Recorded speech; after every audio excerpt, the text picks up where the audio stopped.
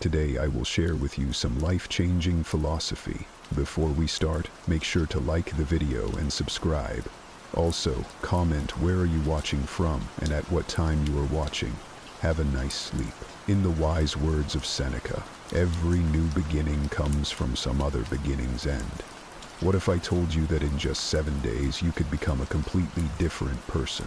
Not just a slightly improved version of yourself, but someone so transformed that even your closest friends and family would have to take a second look. This isn't some gimmick. This is a disciplined, calculated, and relentless approach to reinventing yourself from the inside out. You don't need years to change. You don't need to wait for the right time. All you need is 1 week, 7 days of absolute commitment to step into a new identity that commands respect, discipline, and purpose. It's about dismantling the patterns that have held you back and forging the habits that create the person you were always meant to be. It's about choosing your future instead of passively waiting for it to happen. Understand this. People who make drastic changes don't wait for a perfect moment. They don't sit around hoping things will get easier. They seize the now. They realize that the version of themselves they dream of becoming isn't waiting for them in the distant future. It's built today, in this very moment. Transformation doesn't happen slowly over years. It happens in an instant. The moment you decide and follow it with unrelenting action. When this week is over, you will not be the same. Your mind, your body, your habits, they will shift to match the highest version of yourself. If you've ever wished for a reset button, this is it. But there's no room for hesitation, no half measures, no excuses. So if you're ready to stop playing small, to stop waiting for change, and to finally take full control of your future, listen closely. Your transformation begins now. It all starts with one decision: to stop lying to yourself, to stop pretending that everything is fine when deep down you know you've been playing small. The hardest thing to do isn't changing your life. It's admitting that you need to change, that the way you've been operating, the habits, the mindset, the distractions, isn't getting you anywhere. That's the real battle, and today you face it head on. The Stoics had a practice of radical self-honesty. They believed that if you wanted to master life, you had to first master yourself. Seneca once wrote, "A consciousness of wrongdoing is the first step to salvation." Think about that. Most people never take that first step because it's uncomfortable. It's easier to blame the world, the economy, other people.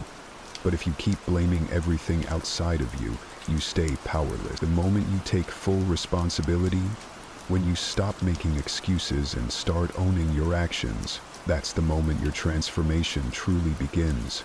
So today, you're going to do something that most people never do. You're going to take a brutally honest inventory of your life.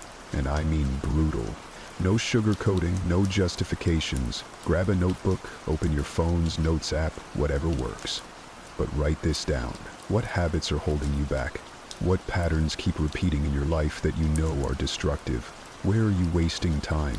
What fears have kept you from taking action? What are you tolerating that you should have cut out a long time ago? If this exercise makes you uncomfortable, good. That means you're finally seeing the truth. And now, here's the hardest part. You have to let go of the old you, the version of yourself that made excuses, the one that procrastinated, the one that allowed bad habits to take control. That version has to die today. Marcus Aurelius said, "It is not death that a man should fear, but he should fear never beginning to live."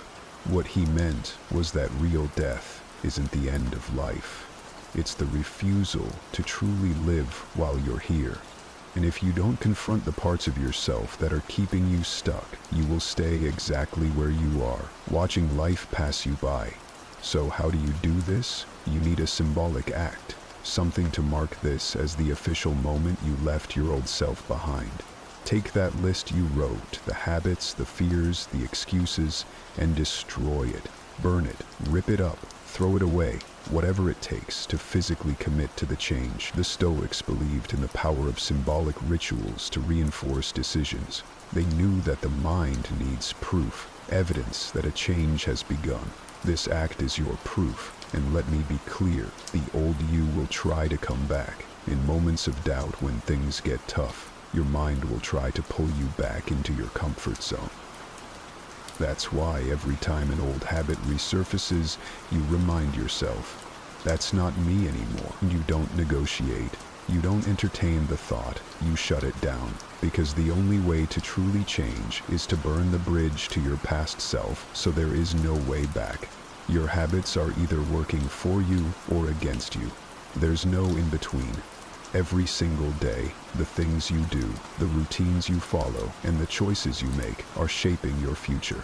And most people, they don't even realize it. Now, I know restructuring your entire day might sound overwhelming, but trust me, it's about making those small, incremental changes that add up to huge transformations. Start with the morning. How you begin your day sets the tone for the rest of it. Think about it.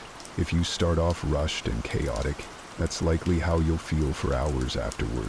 But start calm, planned, and with purpose, and you maintain that control and focus throughout the day. So tomorrow, when you wake up, take a moment, just a few minutes, sit at the edge of your bed and, like Seneca, who advocated for quiet reflection to prepare for the day's challenges, reflect on what you want to achieve today. Not just the tasks, but the personal attributes you want to embody. Once you've set your intentions for the day, make your bed. It's a simple task, but as Admiral McRaven shared in his famous speech, if you want to change the world, start by making your bed. It gives you the first accomplishment of the day and sets you up to keep achieving. Then give yourself some time for a bit of exercise. It doesn't have to be a full workout, just something to get the blood flowing and wake your body up. The Stoics were big on the connection between a sound mind and a sound body.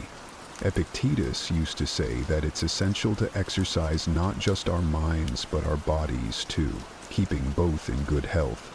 After you've got some movement in, make sure you're giving your body the right fuel, a healthy breakfast, something that makes you feel good, not something you'll regret an hour later.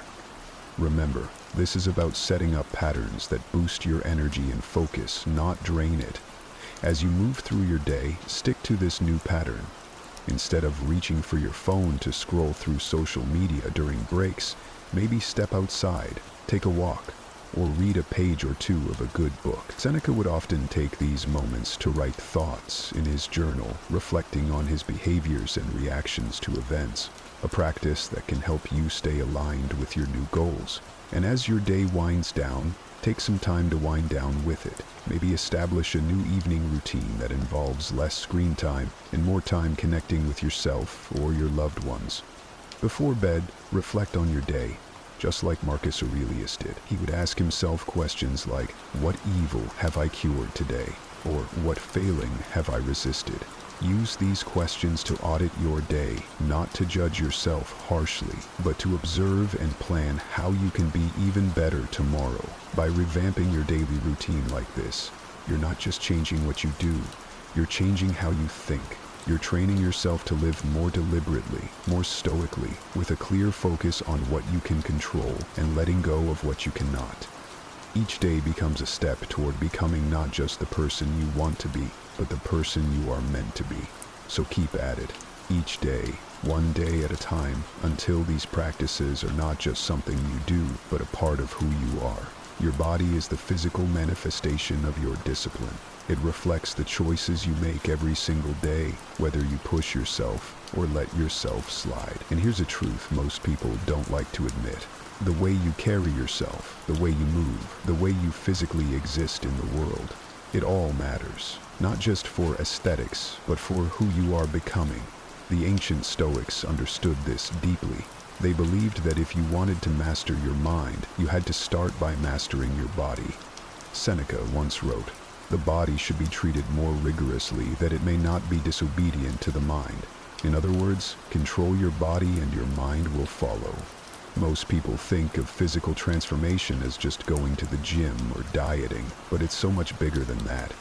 It's about forging resilience, training yourself to endure discomfort, and pushing through resistance, both in workouts and in life. The Stoics deliberately put themselves in uncomfortable situations to train for hardship. They practiced voluntary discomfort, things like fasting, walking barefoot, or sleeping on the floor, not to suffer, but to prove to themselves that they could. Because once you understand that you can handle discomfort, you stop fearing it. And when you stop fearing discomfort, you become unstoppable. So today, you move, not just for the sake of looking better, but to become better. If you're not someone who exercises regularly, that changes now. And no, you don't need a gym membership or expensive equipment. You just need to start. Go for a run, do body weight exercises, lift something heavy, get your heart rate up, break a sweat, feel your body come alive. This isn't about punishment, it's about awakening something in you that's been dormant for too long. The feeling of effort, of pushing past your limits, that's where confidence is built. That's where you begin to reshape your identity. And let's be clear, this isn't about chasing perfection, it's about consistency. You don't need to train like a professional athlete, but you do need to train like someone who respects themselves. Someone who understands that discipline in the body creates discipline in the mind. That's why Marcus Aurelius wrote, "You must build up your life action by action, and be content if each one achieves its goal as far as possible." One workout won't change your life, but the habit of showing up every day will. Now let's talk about fuel. What you put into your body dictates your energy, your mood, your focus. The Stoics believed in moderation, in avoiding excess and indulgence that weakens the will.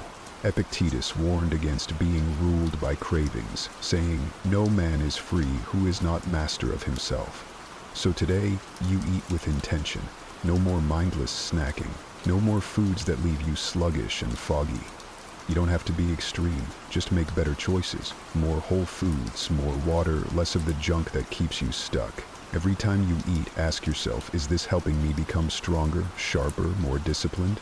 If the answer is no, you already know what to do. Posture, movement, presence. It all shifts when you start treating your body like a tool instead of an afterthought. When you strengthen your body, you carry yourself differently. You stand taller, you move with purpose, and trust me, people notice. More importantly, you notice, because the stronger you become physically, the more unshakable you become mentally. Your mind is either your greatest weapon or your biggest weakness. It will either push you forward or hold you back. And the crazy thing, you get to decide which one it is. Most people go through life as prisoners of their own thoughts, trapped by invisible walls built from self-doubt, fear, and excuses. They tell themselves stories. I'm not good enough. I'm not lucky enough. I'm not capable enough. Until those stories become their reality. But here's the truth. Your mind is just a collection of patterns, beliefs, and habits. And just like any bad habit, negative thinking can be broken. That's exactly what today is about. Rewiring your mindset, tearing down every limiting belief and replacing it with something stronger. The Stoics were relentless when it came to controlling their thoughts. Marcus Aurelius wrote, "You have power over your mind, not outside events. Realize this and you will find strength." In other words, what happens to you, the real battle, isn't out there in the world. It's in your head. So today, you stop reacting like a puppet controlled by circumstances, and you start thinking like a warrior who owns every situation. The first step, awareness. Pay attention to your thoughts today. Notice how often doubt creeps in, how quickly you make excuses, how easily you let negativity take over. Every time you hear that little voice saying, "I can't," stop it in its tracks. Question it, challenge it. Ask yourself, who told me that? Where did that belief come from? Is it even true? Because most of the time it's not. It's just an old script you've been running on autopilot, a story you picked up from someone else, a fear disguised as logic. The Stoics called this examining impressions, testing your thoughts instead of blindly believing them. Now, let's get practical. Every time a limiting belief pops into your head today, replace it with its opposite. Instead of, "I don't know how to do this," say, "I'll figure it out." Instead of, "I'm not strong enough," say, "I'm becoming stronger every day." This isn't about fake positivity, it's about shifting your focus. The Stoics didn't sit around hoping for good outcomes. They trained their minds to be resilient no matter what happened. Seneca wrote, A man is as miserable as he thinks he is. If your thoughts create your experience, why not start thinking like someone who is unstoppable? And let's talk about fear. Fear is the single greatest killer of potential. It stops people from taking risks, from speaking up, from chasing the life they actually want. But here's the thing, fear is always worse in your mind than in reality. The Stoics had a practice called premeditatio malorum, the premeditation of evils. They would visualize the worst-case scenario before it happened, preparing themselves mentally so that when challenges arose, they were ready. They didn't avoid fear, they stared it down and took its power away. So today, think about the things you've been avoiding because of fear. Maybe it's starting that project, having that difficult conversation, stepping out of your comfort zone. Whatever it is, picture the absolute worst-case scenario.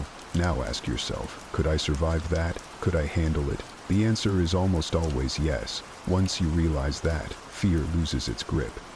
Another thing that keeps people stuck: complaining. Complaining is mental poison. It shifts your focus from what you can control to what you can't. Marcus Aurelius had a rule: don't waste time blaming, whining, or wishing things were different. Instead, focus all your energy on what you can do. So today, catch yourself when you complain, whether it's out loud or just in your thoughts, and stop immediately. Ask yourself, what's one action I can take to fix this? If there's nothing you can do, then accept it and move on. No more wasted energy. No matter how strong, disciplined, or successful you become, if you neglect the people around you, you'll always feel like something is missing. Because here's the truth: we are built for connection. Even the most independent, self-sufficient person needs relationships that challenge them, support them, and make them better. The Stoics understood this deeply. Marcus Aurelius, despite being the most powerful man in the Roman Empire, constantly reminded himself that he was just one piece of a greater whole. He wrote, "We were born for cooperation, like feet, like hands, like eyelids, like the rows of the upper and lower teeth." In other words, trying to do life alone isn't strength, it's weakness. But let's be real, relationships aren't always easy.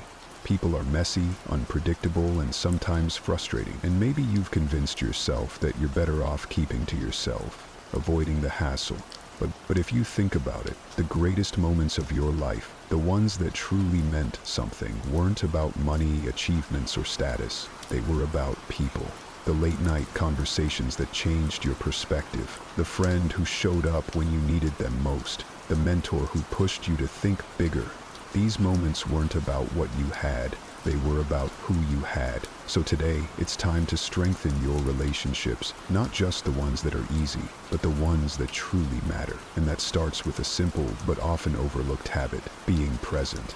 In our world of distractions where most people can't get through a conversation without checking their phone, the ability to give someone your full attention is rare, but it's powerful. Seneca wrote, "Wherever there is a human being, there is an opportunity for kindness." That means every interaction, whether it's with a friend, a coworker, or even a stranger, is a chance to be intentional, to connect, to leave someone better than you found them. Start with the people closest to you. When was the last time you had a deep conversation with your parents, your siblings, your best friend? Not the quick, "how's it going?" but a real, meaningful talk. Call them, meet up with them, ask them questions, and actually listen to their answers. Because here's something most people don't realize. Everyone is fighting a battle you know nothing about. Even the strongest, most put-together people have struggles they don't talk about. And sometimes, the smallest act of kindness, the simplest, "Hey, I've been thinking about you," can make more of a difference than you'll ever know. Now let's talk about the people you surround yourself with, because not all relationships are worth keeping. Some people lift you up, challenge you, and make you better. Others drain your energy, fill your head with negativity, and keep you stuck in old patterns. The Stoics were ruthless about this. Epictetus said, "The key is to keep company only with people who uplift you, whose presence calls forth your best." Take a hard look at the people in your life. Are they pushing you toward the person you want to become, or are they holding you back? If it's the latter, it's time to distance yourself. That doesn't mean you have to cut people off cold. but it does mean being intentional about who gets your time and energy, because time is your most valuable resource, and who you spend it with determines the direction of your life. And finally, don't just strengthen relationships, build new ones. If you don't have people in your life who inspire and challenge you, go find them. Join a new community, reach out to someone you admire, put yourself in places where high-level people gather. The Stoics believed in seeking wisdom from others, learning from those who have walked the path before you. Seneca was a mentor to Nero.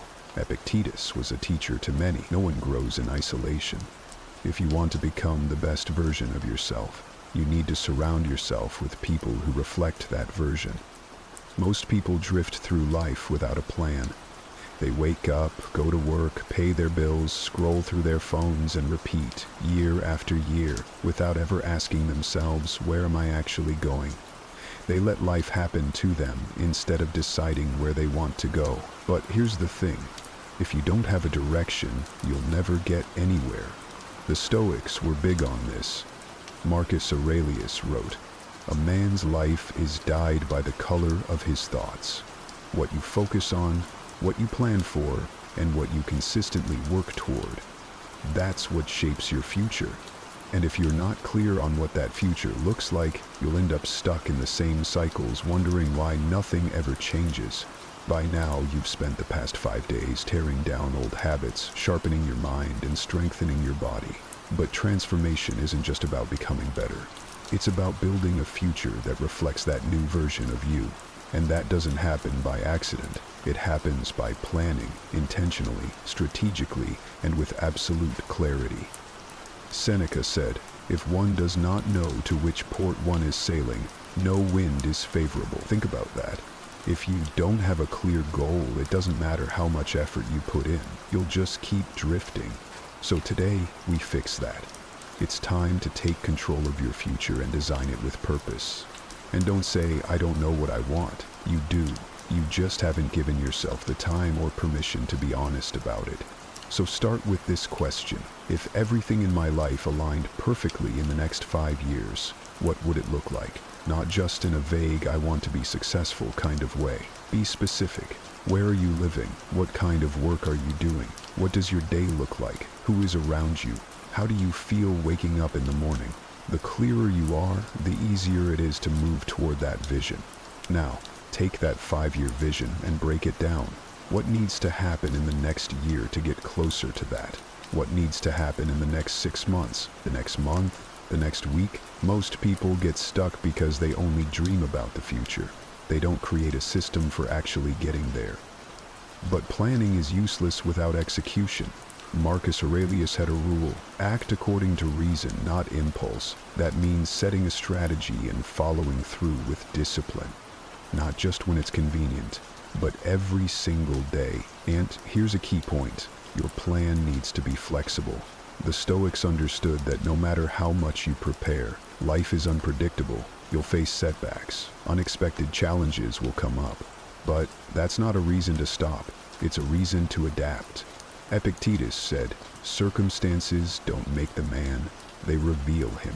So when things don't go as planned, adjust, find another way, keep moving forward. The people who succeed aren't the ones with the perfect plan. They're the ones who stay committed no matter what. The Stoics believed deeply in the power of reflection. Every night before he slept, Seneca would review his day, asking himself, what did I do well? What could I have done better? What lessons did I learn? It was about self-judgment. It was about self-mastery, about making sure that each day wasn't wasted, but instead used as a building block for something greater. And that's exactly what today is about.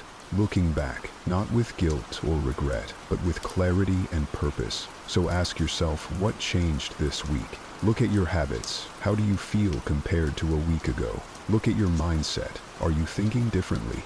Look at your confidence. Are you walking with more purpose? If you really committed to this process, the answer should be obvious. But there's something else to reflect on too, the resistance. Because let's be honest, this wasn't easy.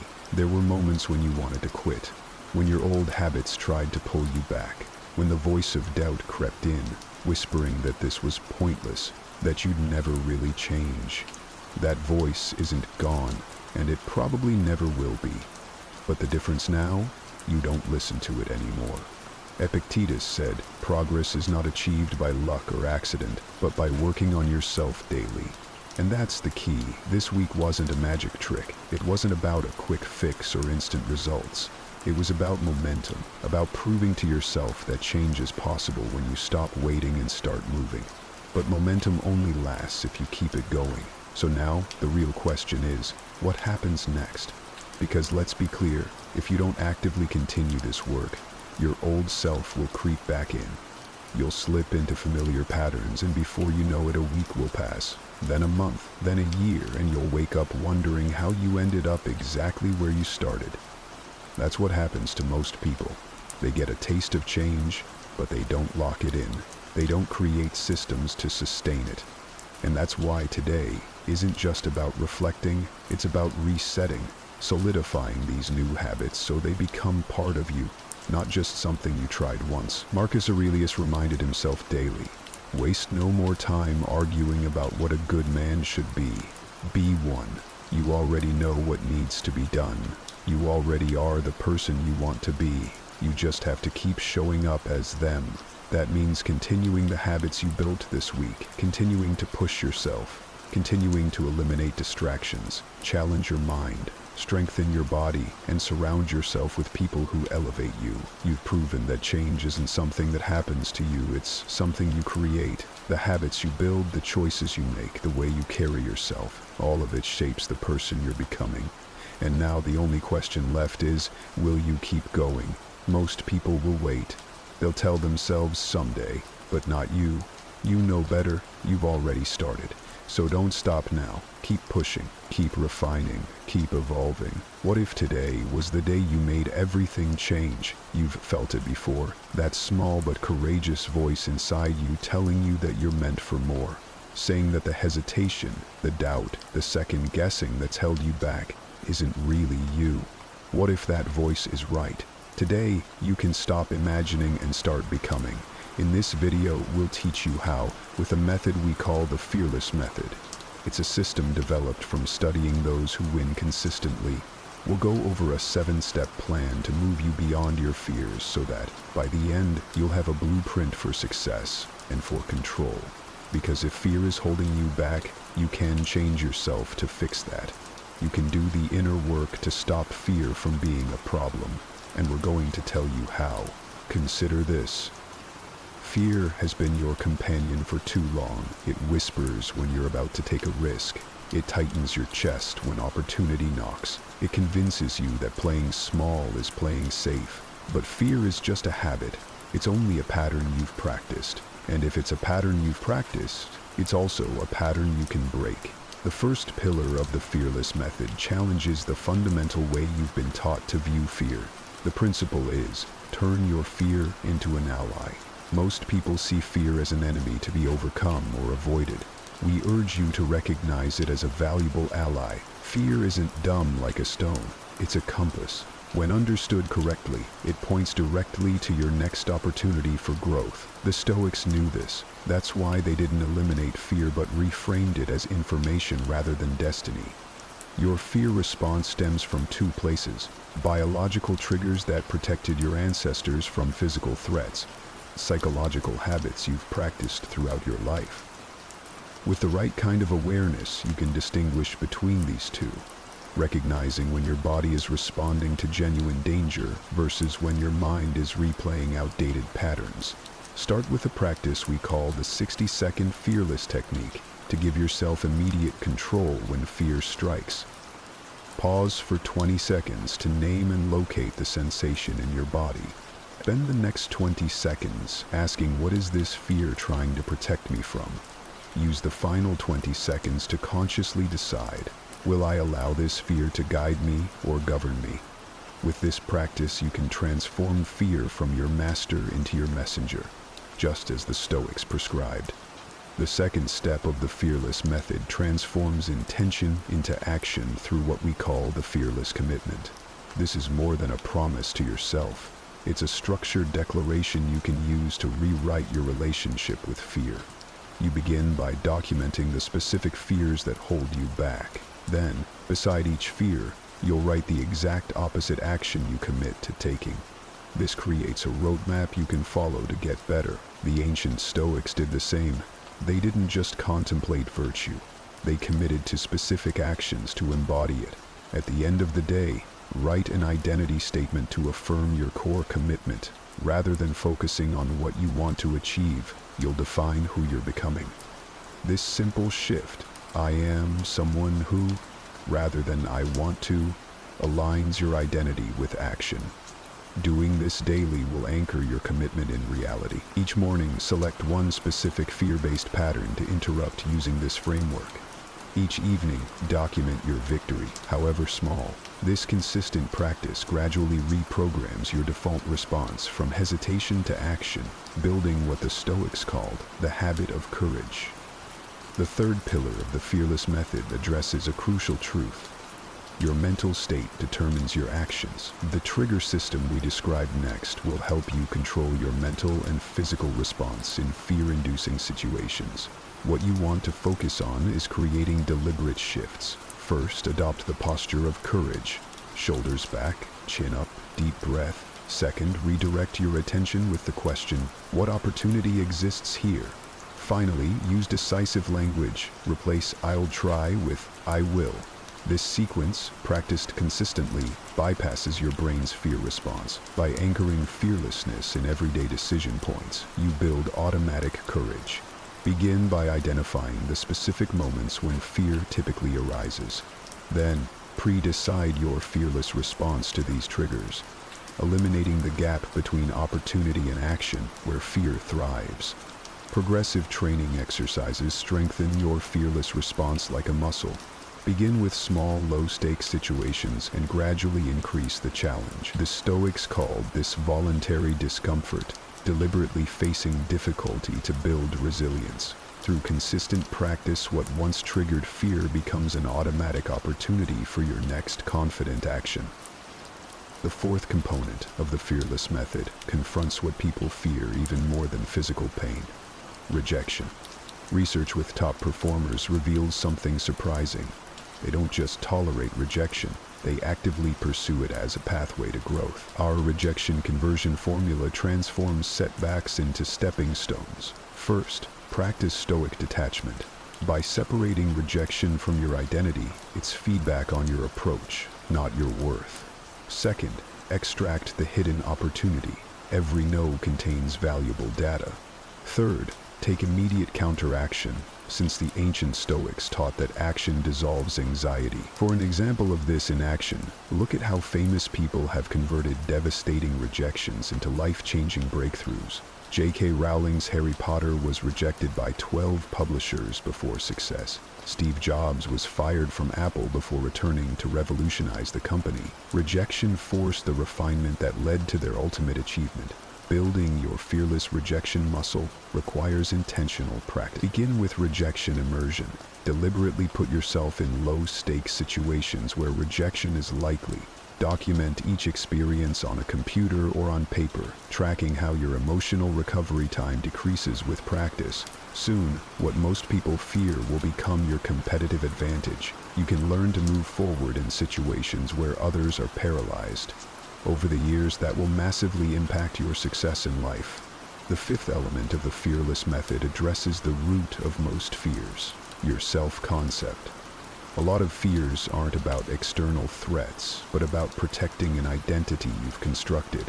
The fearless method doesn't just change your behaviors, it transforms who you believe you are.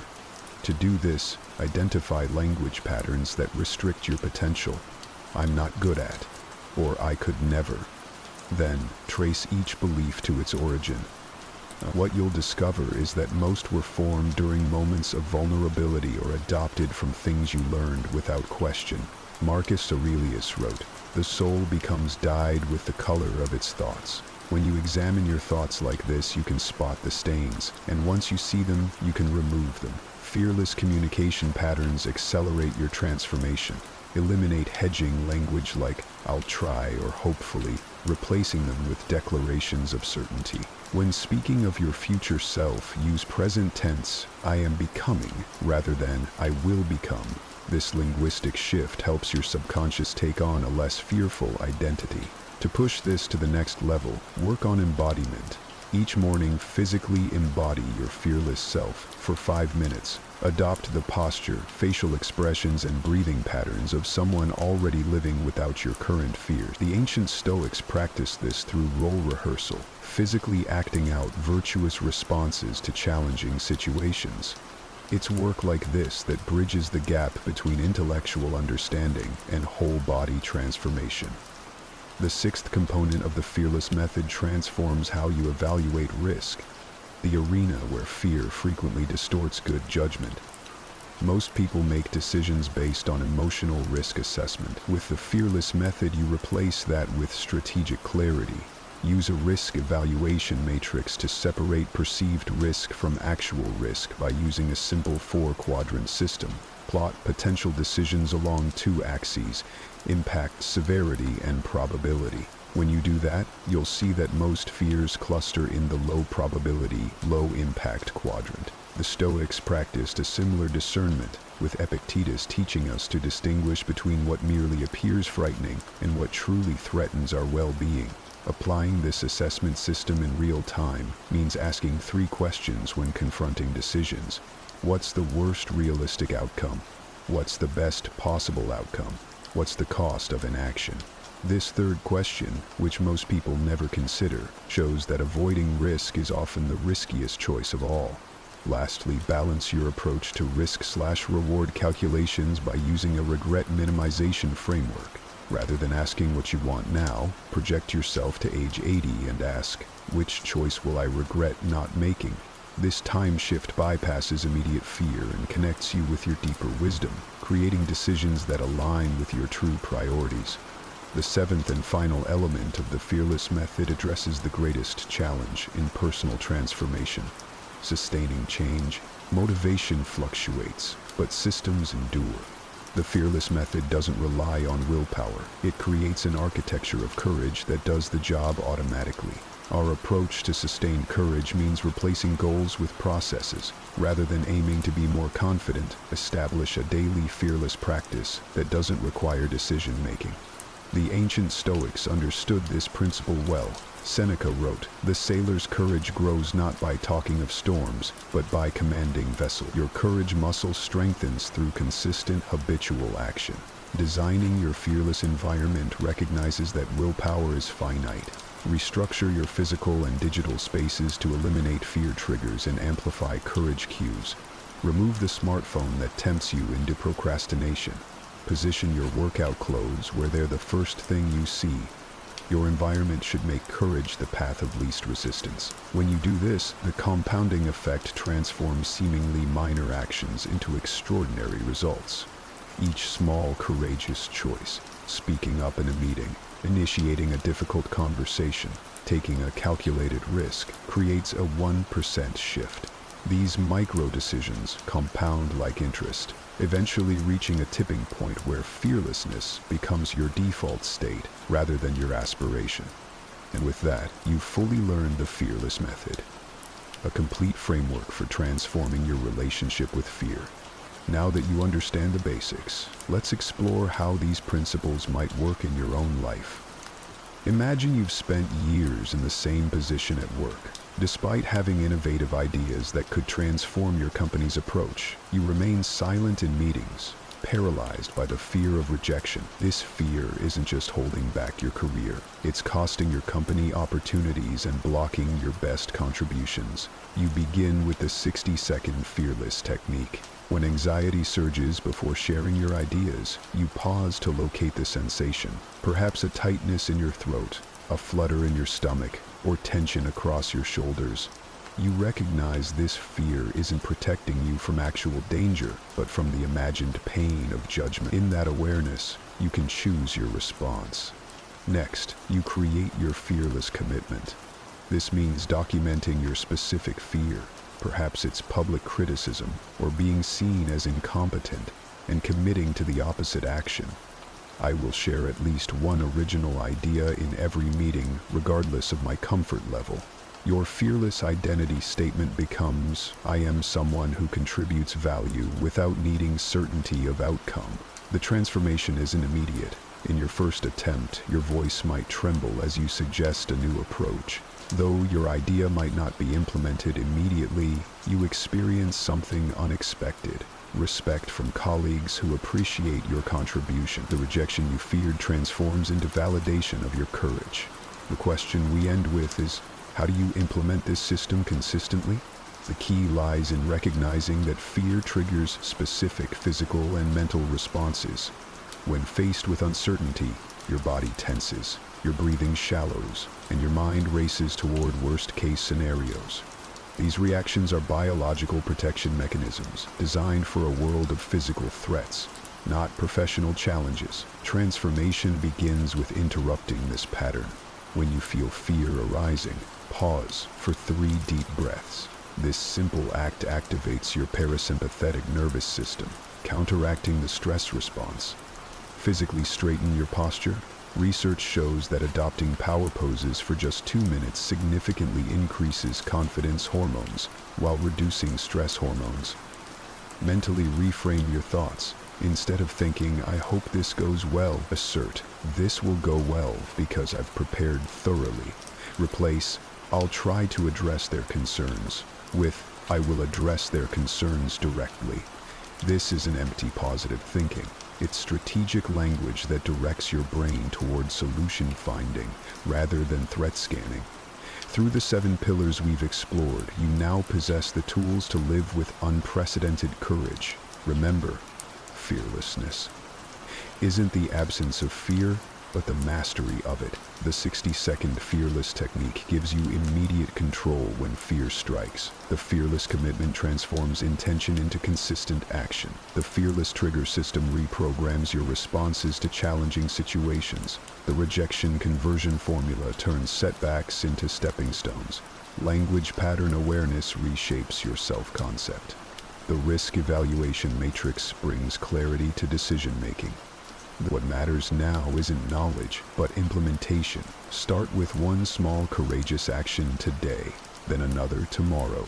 These micro-decisions compound over time, eventually reaching a tipping point where courage becomes your default, lived-in state. As the Stoics understood centuries ago, courage isn't something you have, it's something you practice. And with each practice, you're not just doing one thing differently, you're becoming different. The question is no longer, what if today was the day you made everything change, but rather, today is the day everything changes. Your fearless future awaits.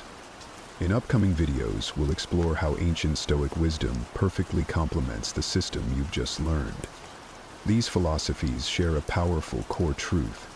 Facing fear directly transforms not just your actions, but your very identity. Whether you're confronting workplace anxieties, relationship fears, or creative blocks, the combination of Stoic principles and confidence triggers creates a framework for consistent courage.